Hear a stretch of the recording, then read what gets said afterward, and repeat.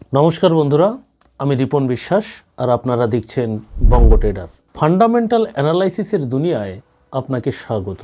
Share বাজারে আমরা অনেকেই শেয়ারের দাম বা প্রাইস দেখে শেয়ার কিনে ফেলি, ভাবি 100 টাকার শেয়ার সস্তা আর 1000 টাকার শেয়ার অনেক দামি। কিন্তু বিশ্বাস করুন বন্ধুরা, এই ধারণাটি সম্পূর্ণ ভুল। একটি কোম্পানি আসলে কতটা ভালো তা তার শেয়ারের দাম দেখে নয়, বরং বোঝা যায় তার ইপিএস বা আর্নিং পার শেয়ার দেখে। আজকের ভিডিওতে আমি খুব সহজ ভাষায় বোঝাবো ইপিএস আসলে কি এবং শেয়ার কেনার আগে কেন এটি দেখা জরুরি। চলুন শুরু করা যাক। সবার আগে জানবো ইপিএস আসলে কি। ইপিএস মানে হলো আর্নিং পার শেয়ার, বাংলাতে বলতে গেলে শেয়ার প্রতি আয়।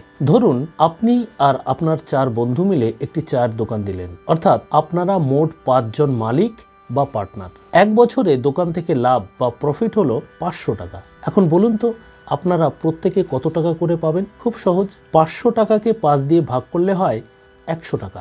এখানে এই 100 টাকাই হলো আপনার দোকানের ইপিএস, অর্থাৎ total profit divided total share equal to EPS. ঠিক একইভাবে শেয়ার বাজারেও একটি কোম্পানির মোট লাভকে অর্থাৎ নেট প্রফিটকে যখন তার মোট শেয়ার সংখ্যা অর্থাৎ টোটাল নাম্বার অফ শেয়ার এটা দিয়ে ভাগ করা হয়, তখন যা পাওয়া যায় সেটাই হলো ইপিএস।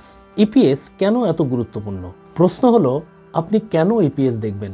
নাম্বার 1, কোম্পানির শক্তি বোঝা যায়। যার ইপিএস যত বেশি, সেই কোম্পানি প্রতি শেয়ারে তত বেশি টাকা আয় করছে, অর্থাৎ কোম্পানিটি আর্থিকভাবে শক্তিশালী। নাম্বার 2, তুলনা করতে সুবিধা হয়।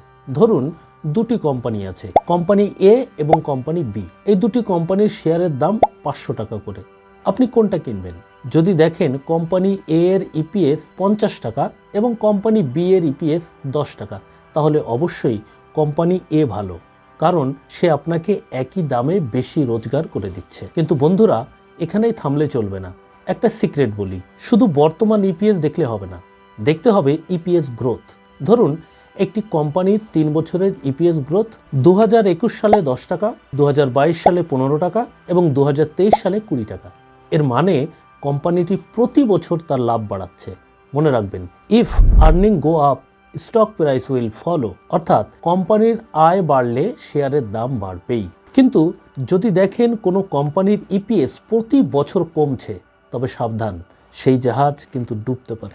ভিডিও শেষ করার আগে একটা খুব জরুরি টিপস দেই। কখনো কখনো কোনো কোম্পানি তার জমি বা সম্পত্তি বিক্রি করে হঠাৎ প্রচুর লাভ দেখিয়ে ফেলে। এতে 1 বছরের জন্য ইপিএস হঠাৎ বেড়ে যেতে পারে। এটাকে বলে অন টাইম গেইন। তাই বিনিয়োগ করার সময় দেখবেন ইপিএসটা যেন কোম্পানির মেইন বিজনেস থেকে আসে। যেমন সাবান কোম্পানি হলে সাবান বিক্রি করে এবং কার কোম্পানি হলে কার বিক্রির থেকে আর্নিংটা আসে, সম্পত্তি বিক্রি করে নয়।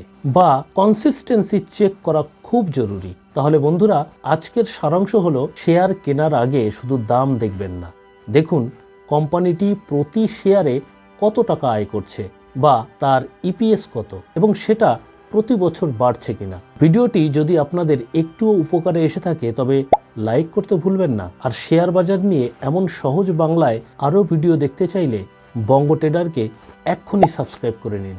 ইপিএস নিয়ে আপনার কোনো প্রশ্ন থাকলে নিচে কমেন্ট করুন, আমি উত্তর দেওয়ার চেষ্টা করব। দেখা হচ্ছে পরের ভিডিওতে। ততক্ষণ ভালো থাকুন এবং স্মার্ট ট্রেডার হওয়ার চেষ্টা করুন। নমস্কার।